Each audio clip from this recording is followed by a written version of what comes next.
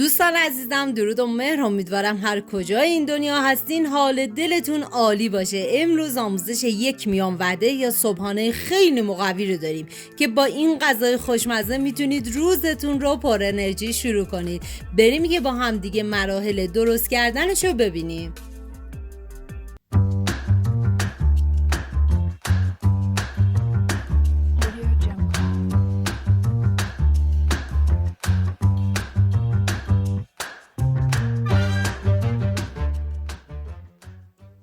مواد لازم: بلغور گندم، آرد،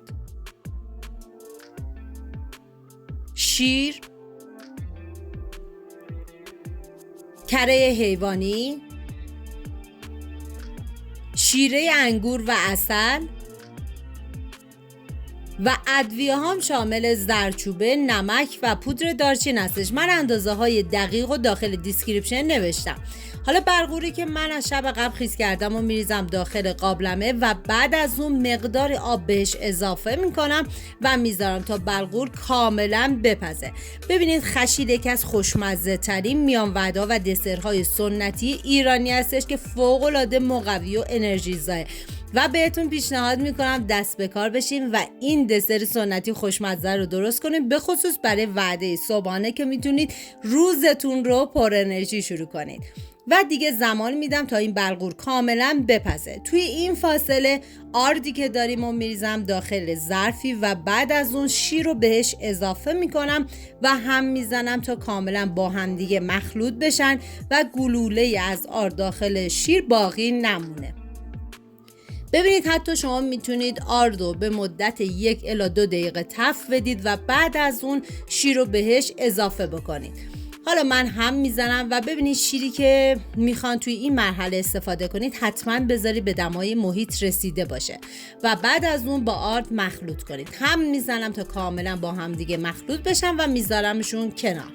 میریم سراغ بلغور که باید ادویه ها رو بهش اضافه بکنیم: زردچوبه و نمک. واقعا جای تک تک شما دوستان عزیز خالی. حالا هم میزنم تا با بلغور کاملا مخلوط بشن.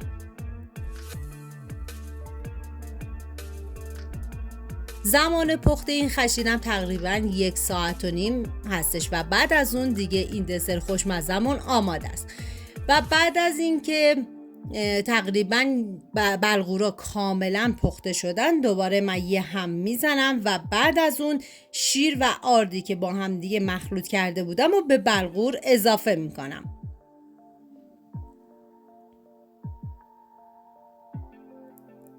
و دوباره هم میزنم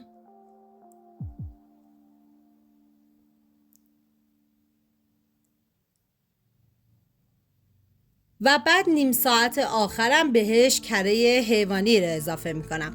دوستان عزیزم، اگه ویدیو مورد پسندتون بود و تا این لحظه کانال رو سابسکرایب نکردید خوشحال میشم سابسکرایب کنید و اگه ویدیو رو دوست داشتید لطفاً ویدیو رو لایک کنید. لایک شما باعث میشه این ویدیو در معرض دید افراد بیشتری قرار بگیره و از این طریق هم از من حمایت میکنید.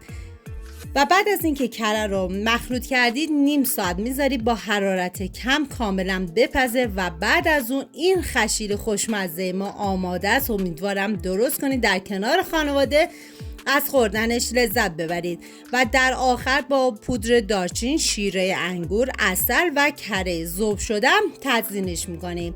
مرسی از همراهی همیشگیتون. تا یه خوشمزه دیگر، بدرود.